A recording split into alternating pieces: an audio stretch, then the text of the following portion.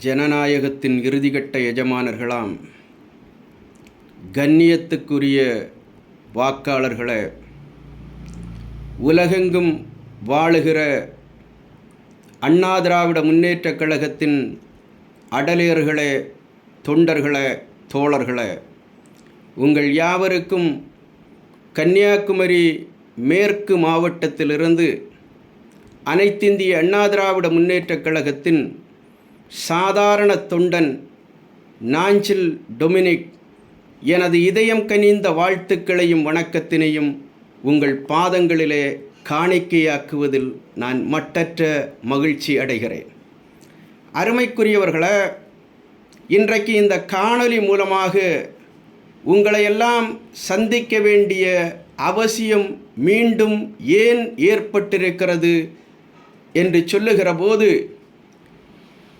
கழகத்தில் இன்றைக்கு கழகத்தினுடைய மூத்த முன்னோடியாக இருக்கிற அருமைக்குரிய அண்ணன் கே.ஏ. செங்கோட்டையன் அவர்கள் பேசு பொருள் ஆக்கப்பட்டிருக்கிறார். நாடெங்கும் இருக்கிற ஊடகங்கள் அண்ணன் கே.ஏ. செங்கோட்டையன் அவர்களை இன்றைக்கு விவாத பொருளாக மாற்றியிருக்கிறது. நேற்றைக்கு முன்தினம் கூட தந்தி டிவியிலே நடைபெற்ற ஒரு டிபேட், அந்த டிபேட்டிலே கூட அண்ணன் கே.ஏ. செங்கோட்டையன் குறித்து தான் விவாதிக்கிறார்கள். இலவு காத்த கிளி போல அண்ணா திராவிட முன்னேற்றக் கழகத்துக்குள்ளே ஏதேனும் கலகங்கள் ஏற்பட்டு விடாதா, இயக்கம் சோதனைக்கு உட்படுத்தப்பட்டு விடாதா என்று ஏங்கி தவிக்கிற திராவிட முன்னேற்றக் கழகம் இன்றைக்கு சில ஊடகங்களை கையிலே வைத்து கொண்டு அவர்கள் புதிதாக உருவாக்கி இருக்கிற ஒரு பிம்பம்தான் மரியாதைக்குரிய அண்ணன் கே.ஏ. செங்கோட்டையன் என்பதை நாட்டு மக்களும் அதிமுக தொண்டர்களும் தயவு கூர்ந்து மறந்துவிடக்கூடாது. அண்ணன் கே.ஏ. செங்கோட்டையன் அவர்களை பற்றி குறிப்பிடுகிற போது 1972ஆம் ஆண்டு பொன்மனச்செம்மல் புரட்சித் தலைவர் எம்ஜிஆர் அவர்கள் இந்த இயக்கத்தை ஆரம்பித்த போது அவர் ஆரம்ப கால தொண்டர். புரட்சித் தலைவர் எம்ஜிஆர் அவர்களோடு சட்டமன்ற உறுப்பினராக கழகத்தில் பல்வேறு பொறுப்புகளோடு பயணித்த அண்ணன் செங்கோட்டையன் அவர்கள் 1987 பொன்மனச்செம்மல் புரட்சித் தலைவர் எம்ஜிஆர் அவர்கள் இயற்கை எய்தியதற்கு பிறகு கழகம் இரண்டாக பிளவுபட்ட நேரத்தில் ஆற்றல் மிகுந்த தலைவி புரட்சி தலைவி அம்மா அவர்களுக்கு தூணாக துணையாக இருந்து பல்வேறு சோதனைகளிலே இருந்து அம்மா அவர்கள் தன்னை காத்து கொள்வதற்கு உதவிகரமாக இருந்தவர் அண்ணன் கே.ஏ. செங்கோட்டையன் என்பதை நாடும் வரலாறும் மறந்து விடுவதற்கில்லை. அந்த செங்கோட்டையன் அவர்கள்தான் அருமைக்குரியவர்களே, புரட்சி தலைவி அம்மா அவர்கள் மரணித்ததற்கு பிறகு அண்ணா திராவிட முன்னேற்றக் கழகத்தை கட்டி காக்கப் போவது யார், புரட்சி தலைவியாலே உருவாக்கப்பட்ட ஆட்சியை காப்பாற்றப் போவது யார் என்கிற அந்த கேள்வி எழுந்த நேரத்தில் அன்றைக்கு அடையாளம் காட்டப்பட்டவர்தான் சேலத்து சிங்கம், கரும்பு தேசத்து இரும்பு மனிதர், அருமைக்குரிய நம்முடைய புரட்சி தமிழர் அண்ணன் எடப்பாடியார் அவர்கள். அண்ணன் எடப்பாடியார் அவர்களையும் தலைவராக ஏற்றுக்கொண்டுதான் 4.5 ஆண்டு காலம் அரசாங்கத்தில் அங்கம் வகித்தவர்தான் மரியாதைக்குரிய அண்ணன் கே.ஏ. செங்கோட்டையன் அவர்கள் என்பதை இந்த ஊடக நண்பர்கள் மறந்துவிடக்கூடாது.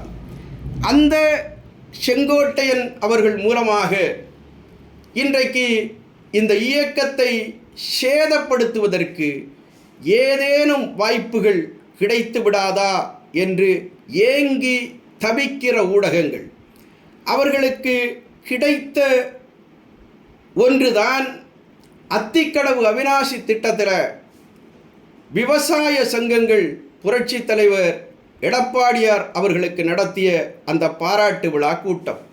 அந்த பாராட்டு விழா கூட்டத்தில் அண்ணன் செங்கோட்டையன் அவர்கள் கலந்து கொள்ளவில்லை என்கிற செய்தியை பூதாகரமாக மாற்றுகிறது ஊடகங்கள்.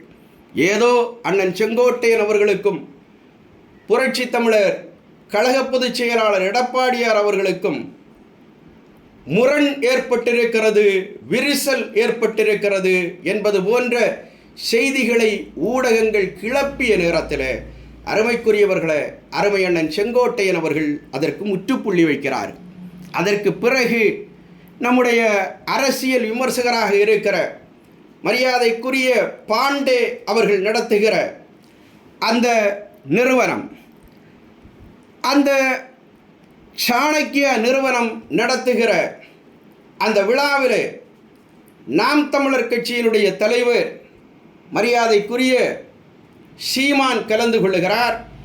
சீமான் கலந்து கொள்ளுகிற விழாவில் அருமையண்ணன் கே.ஏ. செங்கோட்டையன் அவர்களும் கலந்து கொள்ளுகிறார். கே.ஏ. செங்கோட்டையன் கலந்து கொண்டார் என்ற உடனேயே அதிமுகவின் தலைமையின் அனுமதி இல்லாமல் செங்கோட்டையன் அவர்கள் இந்த விழாவிலே கலந்து கொண்டு விட்டார். சீமான் கலந்து கொள்ளுகிற விழாவிலே செங்கோட்டையனுக்கு என்ன வேலை என்பது போல ஊடகங்கள் விவாதங்களை நடத்துவதற்கு தொடங்கியது. நான் பணிவோடு தெரிவித்துக் கொள்ள விரும்புகிறேன், சாணக்கியா விருது வழங்குகிற அந்த விழாவிலே அண்ணன் செங்கோட்டையன் அவர்கள் கலந்து கொண்டார் என்று சொன்னால் தலைமையினுடைய அனுமதி இல்லாமல் அவர் கலந்து கொண்டார் என்கிற செய்தியை யாருக்காவது அண்ணன் செங்கோட்டையன் சொல்லியிருக்கிறாரா? கிடையாது. மரியாதைக்குரிய நாம் தமிழர் கட்சியினுடைய ஒருங்கிணைப்பாளர் அண்ணன் சீமான் அவர்கள் அந்த நிகழ்ச்சியிலே கலந்து கொண்டார் என்று சொன்னால் அண்ணன் சீமான் ஒரு செய்தியை சொல்லியிருக்கிறார்.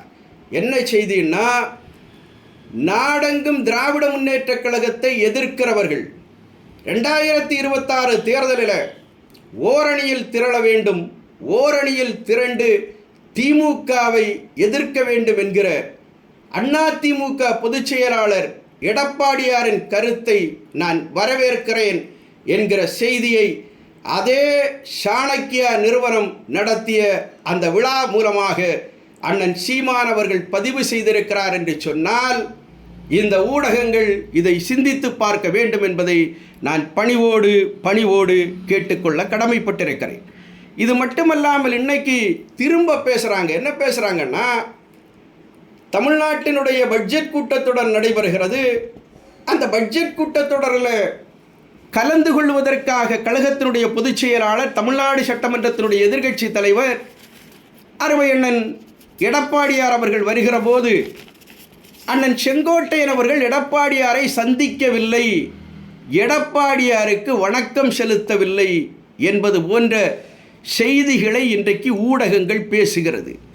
இதெல்லாம் எப்படி இருக்குன்னு சொன்னால், ஆடு நனைகிறது என்பதற்காக ஓநாய் வருத்தப்பட்டதாம்.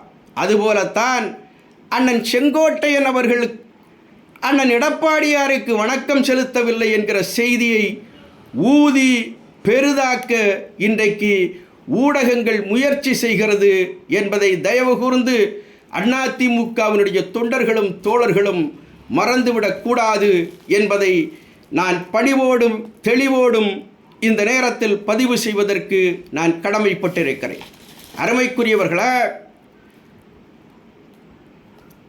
2026 என்று சொல்வது அது அதிமுகவுக்கான ஆண்டு.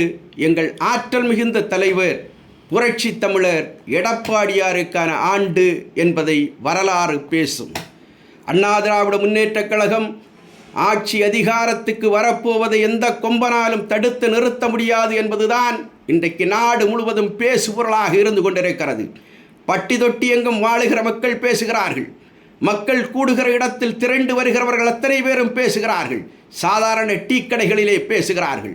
என்ன பேசுகிறாங்கன்னா, எடப்பாடியாருடைய ஆட்சி ஒரு நல்லாட்சியாக இருந்தது, பல்வேறு திட்டங்களை இந்த நாட்டுக்கு தந்த அரசாங்கமாக எடப்பாடியாருடைய ஆட்சி இருந்தது.